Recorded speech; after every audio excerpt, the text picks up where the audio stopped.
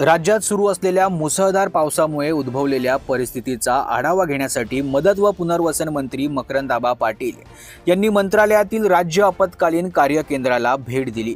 या भेटीदरम्यान त्यांनी आपत्कालीन सेवा, पूरस्थिती, वाहतुकीतील अडथळे, पिकांचं नुकसान आणि चालू असलेल्या मदत कार्यातील हालचालींची सविस्तर माहिती घेतली। पावसामुळे पूरस्थिती निर्माण झालेल्या भागात तातडीनं मदत पोहोचवण्याचे आदेश देतानाच नदीकाठच्या गावातील नागरिकांना सुरक्षित स्थळी स्थलांतरित करण्याचे स्पष्ट निर्देश त्यांनी दिलेत।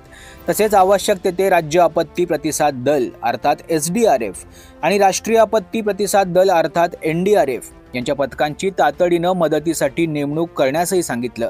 शेतकऱ्यांचं नुकसान लक्षात घेता पावसामुळे झालेल्या पिकांच्या नुकसानीचे पंचनामे तातडीने करावेत अशी सक्त सूचना मंत्री मकरंद पाटील यांनी केली।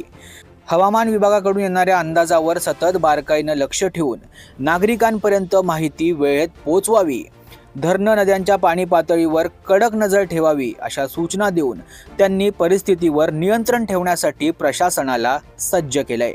या प्रसंगी राज्य आपत्कालीन कार्य केंद्राचे संचालक डॉक्टर भालचंद्र चव्हाण उपस्थित होते।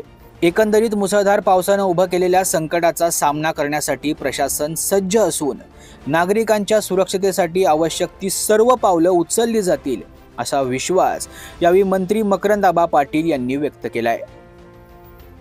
Bureau report, Maharashtra news 24।